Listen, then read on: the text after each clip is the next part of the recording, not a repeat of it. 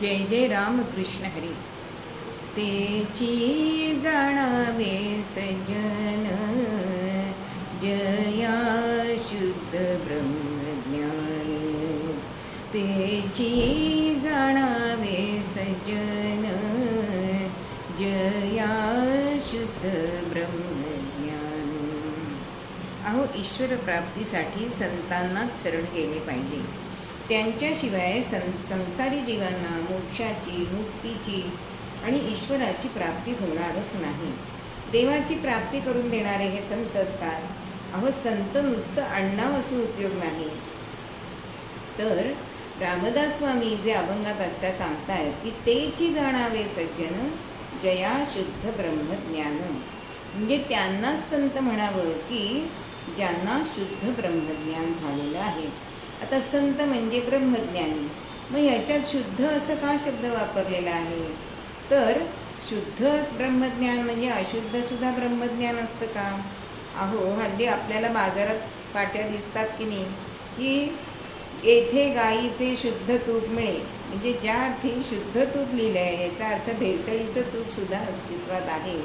तसंच अशुद्ध ब्रह्मज्ञानाचे संत सुद्धा आपल्या समोर असतात, पण आपल्याला ते अज्ञानाने ते अशुद्ध ब्रह्मज्ञानाचे संत आहेत असं आपल्याला कळत नाही।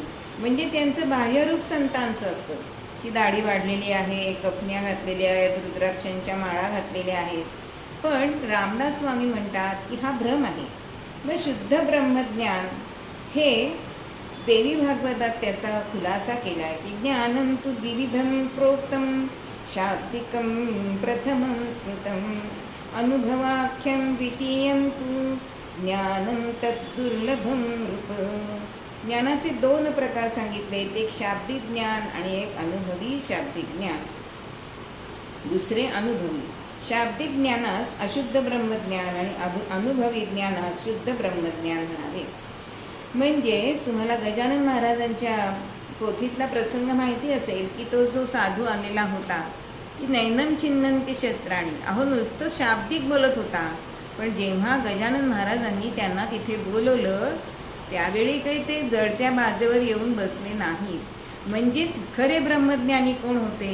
तर संत गजानन महाराज होते, आणि तो अशुद्ध ब्रह्मज्ञानी होता हेच आपल्याला सांगायचे। आणि असे जे शुद्ध ब्रह्मज्ञानी असतात ना त्यांनाच संत म्हणावं असं समर्थ रामदास सांगतात। जय जय रघुवीर समर्थ।